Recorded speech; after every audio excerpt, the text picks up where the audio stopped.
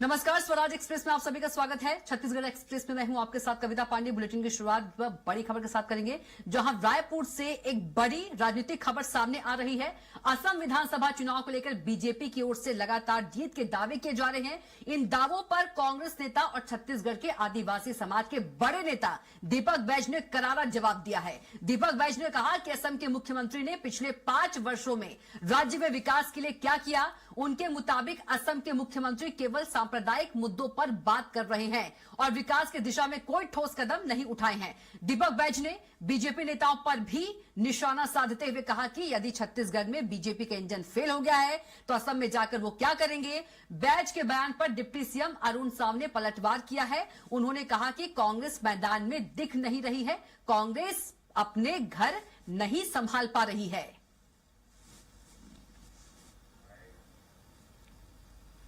आखिर छत्तीसगढ़ के नेता असम जाकर करेंगे क्या?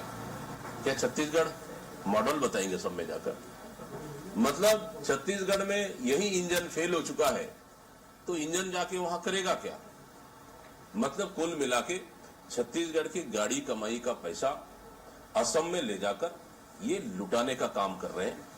ये बस यही एक साधन है और बाकी असम में इस समय जो खबरें आ रही है, कांग्रेस के पक्ष में बेहतर माहौल है और असम में कांग्रेस की सरकार बनेगी। ये वैसा ही दावा साबित होगा जैसे छत्तीसगढ़ में इन्हीं कांग्रेस के नेताओं ने 75 पार का दावा किया था, और वैसा ही दावा साबित होगा। कांग्रेस कहीं मैदान में दिख ही नहीं रही है, बैकफुट में है। कांग्रेस पार्टी में भगदड़ मची हुई है, भगदड़ मची हुई है, अपने घर नहीं संभाल पा रहे हैं। तो कांग्रेस के तो ये हालात है। डबल इंजन की सरकार, प्रधानमंत्री माननीय नरेंद्र मोदी जी के नेतृत्व वाली देश की सरकार और हेमंत बिस्वा शर्मा जी की असम की सरकार ने असम में जो पिछले 10 सालों में काम किया है, उस काम को असम की जनता आगे बढ़ाना चाहती है और इसलिए असम की जनता ने तय कर रखा है फिर से भारतीय जनता पार्टी एनडीए की सरकार बनाने का। और हमारे साथ इसी खबर पर प्रवक्ता जुड़ गए हैं, अमित चिमनानी जुड़ गए हैं बीजेपी से और अमित श्रीवास्तव जी कांग्रेस से जुड़ गए हैं। आप दोनों का चर्चा में बहुत स्वागत है। जी थैंक यू। जी नमस्कार। अमित चिमनानी जी, सबसे पहले आपके पास आएंगे। डिप्टी सीएम अरुण साव को जिम्मेदारी दी गई है असम की, लेकिन दीपक बैज इस पर पलटवार कर रहे हैं। दीपक बैज कह रहे हैं कि इंजन फेल है और फेल इंजन ले जाकर क्या करेंगे असम में अरुण साव? अब देखिए, दीपक बैज जी को तो कम से कम ऐसा नहीं बोलना चाहिए, क्योंकि उनके नेतृत्व में जितने चुनाव कांग्रेस ने लड़े हैं छत्तीसगढ़ में, उसमें कांग्रेस का सूबड़ा साफ हो गया है। तो इसीलिए वो अपना ट्रैक रिकॉर्ड खुद देख लेते हैं। वे तो असम में जीत की बात कर रहे हैं कि असम में कांग्रेस की जीत होगी। जितने चुनाव दीपक बैज जी खुद हारे हैं ना, वो स्वयं भी चुनाव हारे हैं अपना और पार्टी को भी हरवाया है। उन सभी में दीपक बैज जी ने इसी प्रकार से कहा था कि कांग्रेस की बड़ी जीत होने वाली है। हुआ क्या? तो जो इतिहास रहा है कांग्रेस का कि ये दावे करते हैं बड़े बड़े, लेकिन धरातल पे ये है नहीं, कोई काम करते नहीं, एकजुटता है नहीं। कहीं पर कांग्रेस के 4 नेता आपको साथ खड़े दिखाई देंगे नहीं, आपस में एक दूसरे की चुगली करने दिल्ली जाते रहते हैं। तो ऐसे में राष्ट्र हित का ना कोई काम करना है, ना कोई विचारधारा है, ना एकता है, तो कैसे जीतेंगे? बिल्कुल। अमित श्रीवास्तव जी, आपने अमित चिमनानी जी को सुना, और यदि हम डिप्टी सीएम अरुण साव की बात करें तो उन्होंने पलटवार किया है दीपक बैज के बयान पर। उन्होंने कहा कि कांग्रेस तो मैदान में दिख नहीं रही है, कांग्रेस अपने घर नहीं संभाल पा रही है और ऐसे बयान दे रही है। यही गलती इन्होंने छत्तीसगढ़ में की थी, यही गलती इन्होंने राजस्थान में की थी और यही गलती ये मध्य प्रदेश में किए थे। और लगातार जिस प्रकार से अपने अपोनेंट को कमजोर समझना, मुझे लगता है कि ये सबसे बड़ी टीम के लिए पहले भी साबित हुई है और असम में भी साबित होगी। अभी भाजपा के सम्मानित प्रवक्ता की मैं बातों को सुन रहा था, वो कह रहे हैं कि यहाँ के लोग जाके वहाँ चुगली कर देते हैं। तो मैं तो भाजपा के नेताओं को राजनेता समझता था। अचानक से ज्योतिष बनने का प्रयास जो करते हैं, ये दुखद पहलू है। एक काम करना चाहिए व्यक्ति को, या तो राजनेता बन जाए या पंडित वो बन जाए, ज्योतिष बन जाए। दूसरी चीज, कौन ज्योतिष बना है? अभी तो इन्होंने कहा ना कि चुगली करते हैं जाके करके, तो तस्वीरें भी तो ऐसी दिखाई देती है ना अमित जी, अमित श्रीवास्तव जी, जो तस्वीरें दिखाई देती है उसी पर बोलते हैं। देखिए, नहीं बोलने का तो लोकतंत्र में सबको अधिकार है, फ्रीडम ऑफ स्पीच हमें संविधान ने दिया है। अब आपने भी कहा कि असम में कौन सी जीत हो रही, तो फिर आप भी ज्योतिष है क्या? नहीं, मैं वही तो कह रहा हूँ, लेट मी कंप्लीट, मुझे सुन तो लीजिए, या तो आप कह लीजिए बिल्कुल कविता अमित जी या मैं बोलिए, कह लूं। बिल्कुल बोलिए। जी, थैंक यू। देखिए, मेरा तो ये मानना है कि लोकतंत्र में जीत हार जनता के हाथ में होती है। जनता को लगेगा कांग्रेस अच्छा काम करेगी तो कांग्रेस को जिताएगी, भाजपा का अच्छा काम करेगी तो भाजपा को जिताएगी। लेकिन मुझे लगता है कि हर पार्टी का जो व्यक्ति होता है उसको दूसरे राज्यों में भेजा जाता है काम करने के लिए। कांग्रेस में भी भेजते हैं, भाजपा में भेजते हैं।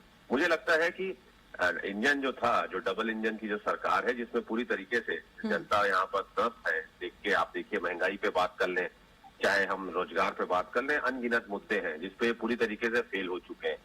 और रही बात जिस प्रकार से आप देखिए अभी असम में, अब आप देखिए अभी तक ईडी पहले बिहार में थी, फिर अब बंगाल और असम की तरफ कूच हो गई है। तो संवैधानिक संस्थाओं को जिस प्रकार से तोड़ते मरोड़ते हैं, अगर इनमें दम है तो लोकतांत्रिक प्रक्रिया से लड़े ना। अकाउंट फ्रीज कर देना, लोगों को प्रताड़ित करना, उत्पीड़न लेकिन करना, अमित जी वोट तो जनता ही दे रही है ना, वोट तो जनता ही दे रही है। धर्म और परम सेम सेम, गड्डी शड्डी सेम सेम। गाड़ी सेम सेम पर तेरी वाली इतना माइलेज कैसे देती है? ये सवाल सिर्फ अपने ट्रक से नहीं, डीजल से भी पूछो। फ्यूल बढ़िया तो माइलेज भी। Jio BP international active technology वाले डीजल दे अप टू 4.3% ज्यादा mileage per year at no extra cost. Same same. लोगों ने क्यों नहीं सवाल उठाया? मैंने कहा ना, मैं आपको एक बात और कर दूं, मैं कहूंगा तो फिर आप लोग कहेंगे, लेकिन अगर 542 सीट में भी हम जीतेंगे तो भी हमें ईवीएम पे भरोसा नहीं है, मैं आपको बता दूं। तो मैं वही चीज कहना चाहता हूं जो आप कह रही हैं ना, कि लगातार जिस प्रकार से असम में अब चुनाव है, मैंने कहा ना कि आप देखिएगा, आप थोड़े दिन में आप देखिए बंगाल में छापा तेज हो जाएगा, असम में तेज हो जाएगा। तो ये क्या है? ये संवैधानिक संस्थाओं को जिस प्रकार से उपयोग कर रहे हैं, दुरुपयोग कर रहे हैं, और लगातार आप देखिए सुप्रीम कोर्ट से उन्हें फटकार भी पड़ती है, बाद में सब छूट भी जाते हैं, बेल हो जाती है। तो कहीं ना कहीं ये दूसरे दिशा में पॉलिटिक्स ले जा रहे हैं, जो दुखद है। हमारा देश जो है वो लोकतांत्रिक प्रक्रिया के लिए जाना जाता है। देश सबसे बड़ा संविधान, हम संविधान के तहत हमारी पॉलिटिक्स भी चलती है, हमारा देश भी चलता है। लेकिन जिस प्रकार की राजनीति इस प्रदेश में हो रही है वो बहुत दुखद है, और मुझे लगता है कि कम से कम हमें विपक्ष ना माना जाए, विरोधी ना माना जाए। हम प्रतिपक्ष हो सकते हैं, हम विरोधी नहीं है। हम भी वही चाहते हैं कि देश आगे जाए, असम आगे जाए, बंगाल आगे जाए। ये हमें अपना दुश्मन मान के ठीक रखते है, हैं, और जिस प्रकार से ठीक है अमित टारगेट जी, करके विरोधी और विपक्ष न मानिए, कांग्रेस ऐसा कह रही है, अमित श्रीवास्तव प्रवक्ता है वो ऐसा कह रहे हैं। तो देखिए, भारतीय लोकतंत्र को बदनाम करने का हक कांग्रेस के पास नहीं है। वो अपने विषय उठाए, हमारा तो, हम जब विपक्ष में थे तब कभी हमने नहीं कहा कांग्रेस लगातार 50-55 साल से क्यों जीतती रही। ईवीएम तो कांग्रेस के शासन में ही तो आई ना। तो 10 साल मनमोहन सिंह की सरकार किससे रही थी?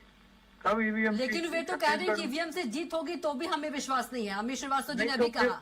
नहीं तो फिर क्या मतलब है? ऐसा चुनाव लड़ने का, चुनाव ना लड़े ना, फिर कांग्रेस पार्टी अपना राजनीतिक दल बंद करे। महात्मा गांधी जी भी यही चाहते थे, कांग्रेस समाप्त हो जाए, तो बंद करें और कोई काम चालू करें। जब आपको किसी सिस्टम में अगर बिलीव नहीं है तो आपको फिर वो काम करना नहीं चाहिए। आप सुप्रीम कोर्ट कितने बार कांग्रेस गई है, लगातार सुप्रीम कोर्ट ने क्लैरिफाई कर दिया, विषय जो भी चलता है ये झूठ फैलाने का काम करते हैं। एसआईआर पे भी कई विषयों पे ये कोर्ट में गए, कोर्ट ने क्या कहा, एसआईआर को बंद नहीं किया जा सकता चाहे कुछ भी हो। और कोर्ट ने और चुनाव आयोग ने ईवीएम के बारे में एक बार नहीं, 10 बार नहीं, 15 बार क्लैरिफिकेशन दे दिया है। उसके बाद भी अपने देश के लोकतंत्र को बदनाम करने का प्रयास करते हैं, तो ये बहुत अनुचित मानते हैं हम लोग। और देश की जनता इसीलिए कांग्रेस से ज्यादा चिढ़ती है कि भाई जिस देश ने आपको जिताया, जिस देश ने आपको बहुत कुछ दिया, उसी देश की बदनामी करते हो आप। क्यों? क्योंकि आप हार रहे हो। आप अपने अंदर की कमी को देखो। क्यों कांग्रेस को लोग पसंद नहीं कर रहे हैं? क्यों राहुल गांधी का नेतृत्व को बार बार ठुकराया जा रहा है? क्यों छत्तीसगढ़ में भूपेश बघेल जी को नकार दिया गया? ये अंतरात्मा की आवाज को सुनिए, चिंतन करिए, तो शायद फिर कांग्रेस आ जाएगी। लेकिन बहाने मारते रहिएगा तो कभी कांग्रेस नहीं आएगी। अच्छा, आप चाहते हैं कि कांग्रेस आए अमित जी? देखिए, किसी के चाहने और ना चाहने से कुछ होता नहीं है, जनता तय करती है। लेकिन जो अच्छा काम करता है, राष्ट्र को सर्वोपरि मानता है, जनता उसे चुनती है, जो कांग्रेस अभी नहीं मान रही है। तो अगर कांग्रेस में कभी कोई बदलाव आ गया और हमें या जनता को देखने मिलता है कि ये बड़े राष्ट्र को सर्वोपरि मानने लग गए, तो कहीं कहीं पर कुछ सीटों पे तो जमानत जब्त होने बचेगी ना इनकी। अभी तो हर जगह ये जमानत जब्त करवा रहे हैं। ठीक है, अमित श्रीवास्तव जी। जी देखिए, ऐसा नहीं है कविता जी कि भाजपा में कोई नेता हारता नहीं है। बड़े बड़े नेता हारे, अटल बिहारी वाजपेयी जी भी हारे जी, हम सब उनका बहुत सम्मान करते हैं, स्वर्गीय अटल बिहारी वाजपेयी जी का। तो ये तो लोकतंत्र में सतत प्रक्रिया है, कभी हम जीतते हैं, कभी ये हारते हैं, कभी ये जीतते हैं, कभी हम हारते हैं। ये तो जनता जनार्दन होती है और लोकतंत्र में जाने का सबको अधिकार है, लेकिन फ्री एंड फेयर इलेक्शन का मतलब होता है कि प्लेइंग फील्ड जो है वो प्रॉपर मिले। आप हमारे अकाउंट सीज कर देते हैं, बताइए, और आप जिस प्रकार से उस पर चुनाव लड़ने के लिए कहते हैं, प्रताड़ित करते हैं, नोटिस दे देते हैं, और उसके बाद सबसे बड़ा अहम प्रश्न इस देश में ये है कि खुद प्रधानमंत्री जी कहते थे स्वर्गीय अजीत पवार जी 70,000 करोड़ के घोटाला किए, बाद में उनको डिप्टी सीएम बना बिल्कुल देते। अमित जी, वक्त की कमी है तो यहीं पर रोकना पड़ेगा आपको। अमित श्रीवास्तव जी, आपका भी बहुत धन्यवाद चर्चा में जुड़ने के लिए, और अमित चिमनानी जी, आपका भी बहुत धन्यवाद चर्चा में जुड़ने के लिए। तो